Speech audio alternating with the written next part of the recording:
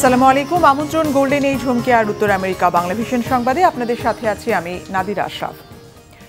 সিরিয়ার অন্তর্বর্তীকালীন প্রেসিডেন্ট আহমেদ আল শারার সাথে বৈঠক করেছেন মার্কিন প্রেসিডেন্ট ডোনাল্ড ট্রাম্প। ইসরায়েলের সাথে সম্পর্ক উন্নত করার আহ্বান জানিয়েছেন সিরিয়াকে। সিরিয়ার উপর নিষেধাজ্ঞা তুলে নেওয়ার পর সৌদি রাজধানী রিয়াদে সৌদি যুবরাজ মোহাম্মদ বিন সালমানের উপস্থিতিতে দুই প্রেসিডেন্ট এর মধ্যে বৈঠক অনুষ্ঠিত হয়। সিরিয়ার প্রেসিডেন্টের সঙ্গে এটি ডোনাল্ড ট্রাম্পের প্রথম বৈঠক। বৈঠকটি ৩৩ মিনিট স্থায়ী হয়। এই বৈঠকে প্রেসিডেন্ট আল শারাকে সন্ত্রাসী গোষ্ঠী আইএস এর প্রত্যাবর্তন রোধে যুক্তরাষ্ট্রের সাথে একযোগে কাজ করার আহ্বান জানিয়েছেন প্রেসিডেন্ট ট্রাম্প। মার্কিন প্রেসিডেন্টের এই প্রস্তাবে সহমত প্রকাশ করেছে প্রেসিডেন্ট শারা। বৈঠকের মূল লক্ষ্য দামেস্কের সঙ্গে সম্পর্ক স্বাভাবিক করা। সফরের দ্বিতীয় পর্যায়ে কাতারে জ্বালানি ও সামরিক সহযোগিতা নিয়ে আমির Sheikh Tamim bin Hamad Al থানির সঙ্গে আলোচনা করেছেন প্রেসিডেন্ট ট্রাম্প। যুক্তরাষ্ট্রের প্রেসিডেন্ট ডোনাল্ড ট্রাম্প আর রাশিয়ার প্রেসিডেন্ট ভ্লাদিমির পুতিনের সরাসরি বৈঠক ছাড়া ইউক্রেন যুদ্ধ বন্ধে অর্থবহ অগ্রগতির সম্ভাবনা নেই বলে মন্তব্য করেছেন মার্কিন পররাষ্ট্রমন্ত্রী মার্কো রুবিও। একই ইঙ্গিত দিয়েছেন প্রেসিডেন্ট ট্রাম্পও। ইউক্রেনের শান্তি স্থাপনের উদ্দেশ্যে বৃহস্পতিবার তুরস্কে মধ্যস্থতা প্রক্রিয়া শুরু হওয়ার ধারাবাহিকতায় মার্কিন পররাষ্ট্রমন্ত্রী এমন মন্তব্য করলেন। রুবিও বলেন, এই সংকট সমাধানে ট্রাম্প আর পুতিন মুখোমুখি বৈঠকে বসতে হবে।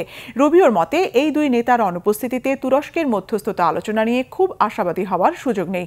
তুরস্কের দক্ষিণাঞ্চলে ন্যাটোর শীর্ষ নেতাদের সঙ্গে বৈঠকের পর ইউক্রেন সংকট নিয়ে যুক্তরাষ্ট্রের মনোভাব এভাবেই তুলে ধরেন রুবিও। এদিকে মধ্যপ্রাচ্য সফর শেষে দেশে ফেরার সময় এয়ারফোর্স ওয়ানের ভেতরে সাংবাদিকদের প্রশ্নের জবাবে একই ইঙ্গিত দিয়েছেন প্রেসিডেন্ট ট্রাম্প। তুরস্কে পুতিনের না যাওয়ার সমালোচনাও খণ্ডন করেছেন ট্রাম্প। বলেছেন, তিনি সেখানে নেই বলেই পুতিন যাননি। ট্রাম্পের দৃঢ় বিশ্বাস, তিনি পুতিনের সাথে বসলে ইউক্রেনের শান্তি প্রতিষ্ঠার বিষয়ে সমাধান বের হবে। ১৫ মে ইস্তাম্বুলে মধ্যস্থতা বৈঠকে পুতিন থাকার কথা ছিল। পুতিনের সাথে মুখোমুখি বৈঠকের বিষয়ে ইউক্রেনের প্রেসিডেন্ট ভলোদিমির জেলেনস্কি চ্যালেঞ্জ ছুড়লে শেষ মুহূর্তে তুরস্কের মধ্যস্থতা বৈঠকে অংশ নিয়েছে শুধু রাশিয়ার প্রতিনিধি দল। এবার আলোচিত পরমাণু প্রকল্প ঘিরে ইরানের বিরুদ্ধে নিষেধাজ্ঞা জারি করেছে যুক্তরাষ্ট্র। নতুন নিষেধাজ্ঞার মধ্যে রয়েছে ইরানের সামরিক বাহিনীর একটি গবেষণা প্রতিষ্ঠান ও প্রতিষ্ঠানটির ৩ কর্মকর্তা।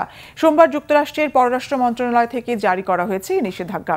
৩ কর্মকর্তা ও প্রতিষ্ঠানের নাম পরিচয় গোপন রেখেছে যুক্তরাষ্ট্র। তবে মন্ত্রণালয় থেকে দেয়া এক বিবৃতিতে বলা হয়েছে, নিষেধাজ্ঞার কোপে পড়া ওই কর্মকর্তারা ইরানের পরমাণু প্রকল্পের সঙ্গে সংশ্লিষ্ট। যুক্তরাষ্ট্রে ওই ৩ কর্মকর্তা ও সংশ্লিষ্ট প্রতিষ্ঠানের যাবতীয় সম্পদ এরই মধ্যে ফ্রিজ করেছে। যতদিন এই নিষেধাজ্ঞা জারি থাকবে তারা যুক্তরাষ্ট্রে প্রবেশ করতে পারবেন না। এমনকি কোনো মার্কিন প্রতিষ্ঠানও তাদের সঙ্গে কোনো প্রকার আর্থিক চুক্তি করতে পারবে না। পরমাণু কর্মসূচি নিয়ে ইরান যুক্তরাষ্ট্রের ৪র্থ দফা বৈঠকের পরে এই নিষেধাজ্ঞা দিল যুক্তরাষ্ট্র।